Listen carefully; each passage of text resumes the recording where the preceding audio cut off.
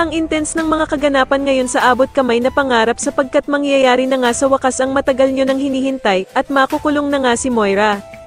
Dito nga ay wala na talagang takas itong si Moira kay Giselle dahil sa susugurin niya nga ito at sisiguraduhin nga daw niyang mabubulok na itong si Moira sa kulungan habang buhay. Samantala ay magtatagumpay nga ang plano ni Annalyn na mabuking ang pakikipagkita ni Zoe sa ina niyang si Moira dahil nga sa ilalagay niyang tracking device. Kaya naman ay laking gulat nga nila Doc Robert, Lynette at Doc Lyndon dahil sa maaktuhan nga nila ang pagyayakapan nila Zoe at Moira. Mabuti na nga lang at naisipan nilang magdala ng mga pulis kaya naman ay agad na dodemputin ng mga ito ang bruhang si Moira.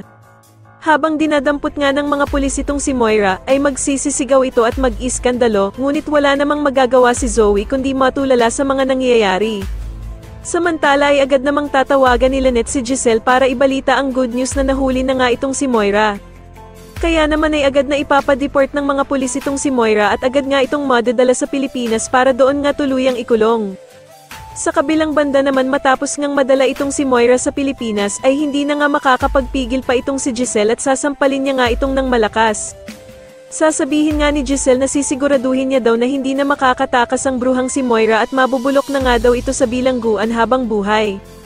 Magmamatigas naman itong si Moira at magagawa niya pang ang sigawan si Giselle na hindi nga daw siya nasisindak sa mga sampal ni Giselle at pag natanggal nga daw ang mga pusas sa kamay niya ay sisiguraduhin niyang mas malakas pa ang isasampal niya sa mukha ni Giselle. Samantala ay susuhulan nga nitong si Doc Carlos ang abogado ni Dax at sasabihan nga ito na siguraduhin daw na huwag madadamay ang pangalan niya sa kaso ni Dax.